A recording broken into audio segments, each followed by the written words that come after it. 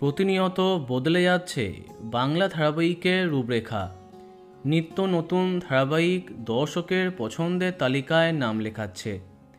সম্প্রতি টিআরপি তালিকায় চোখ দিলে দেখা যাবে পাল্টে গেছে টিআরপি তালিকা।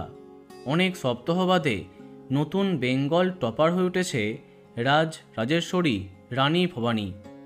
ধারাবাহিকের প্রধান নায়িকা রাজনন্দিনী পাল তার প্রথম ধারাবাহিকে সত্যি অবাক করেছেন টেলি দর্শকদের।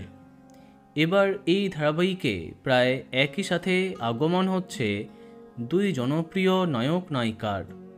জলসার জনপ্রিয় ধারাবাহিক রোশনাই শেষ হতেই ধারাবাহিকের নায়িকা গরিমা অর্থাৎ জনপ্রিয় টেলি অভিনেত্রী লেখা চ্যাটার্জি রানী ভবানীতে কামব্যাক করলেন।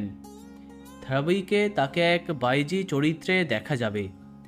চরিত্রটি অল্প কদিনের নাকি স্থায়ী চরিত্র তা জানা যায়নি। অন্য সূত্রের খবর, রানী ভবানীতে এবার দেখা যাবে রাজা কৃষ্ণচন্দ্র এবং গোপাল ভাঁড়ের আগমন হচ্ছে। শোনা যাচ্ছে রাজা কৃষ্ণচন্দ্রের বাল্য বয়সের চরিত্রে দেখা যাবে টেলি অভিনেতা সায়ক চক্রবর্তীকে।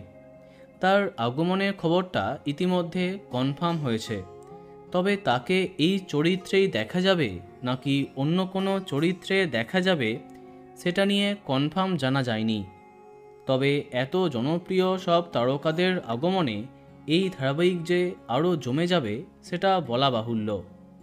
তো বন্ধুরা, এ বিষয়ে তোমার কি মন্তব্য কমেন্টে জানাতে পারো। আর এই রকমই আরও অনেক ভিডিও পেতে সাবস্ক্রাইব কারেন্ট বস। ধন্যবাদ।